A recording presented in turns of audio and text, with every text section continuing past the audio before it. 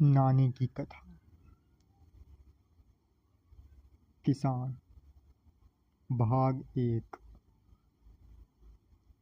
एक बार की बात है, किसी गांव में किसान रहता था।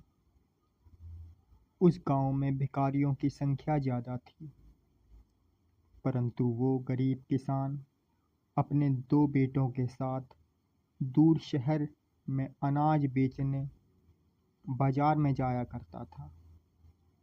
परंतु एक बेटा किसान ने उन गरीब भिखारियों से गोद लिया था, परंतु उस अनाथ बेटे को ज्ञात नहीं था कि मैं वो जो गांव में मंदिरों के पास बैठे रहते हैं, मैं उनकी संतान हूँ।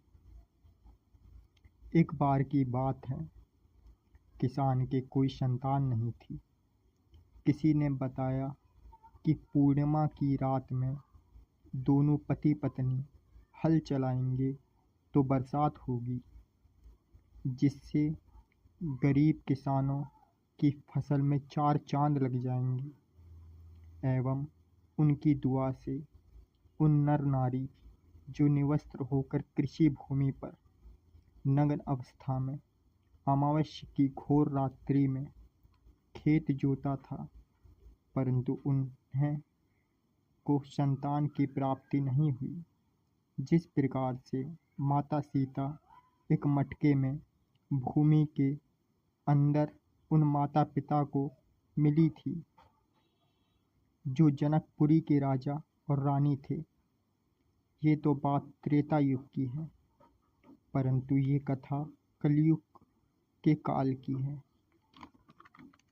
अपितु उन माता पिता को कुछ नहीं मिला। जब वह अपने गृह में जा रहे थे, तब उन्हें एक वैद्य मिले। उन्होंने उन्हें बताया, आप दोनों मुझसे रिश्ता बना लीजिए और दुनिया और समाज को आप दोनों माता पिता को यह दर्शाना होगा कि जब हमारी गोद सूनी थी, तब एक वैद्य ने अपनी वेदों से मिलने वाली वृक्ष और पौधों की औषधि से हमारी खाली गोद भरी, परंतु यह सब आम जनता व दुनिया व समाज के समक्ष होगा। माता पिता ने कहा, हमें संतान पाने के लिए क्या करना होगा? वैद्य ने कहा, मेरे एक जानने वाले साहूकार हैं, वह बहुत धनी है। मैं आपके लिए उनसे बात करूंगा कि आप वह जमीन उन धनी व्यक्ति जो साहूकार हैं उन्हें गिरवी रख रही है, जो खेत में तुम माता पिता नग्न अवस्था में मध्य रात्रि के बीच हल चलाकर ईश्वर से शिशु पाने की कामना कर रहे थे। वो दोनों माता पिता ने कहा कि हमारे पास 2 बीघा जमीन है। जिस खेत में हम पुत्र पाने की कामना मध्य रात्रि में कर रहे थे, वो 1 बीघा जमीन है, ऊपर बना हुआ है। 1 बीघा की जमीन के ऊपर बना हुआ है।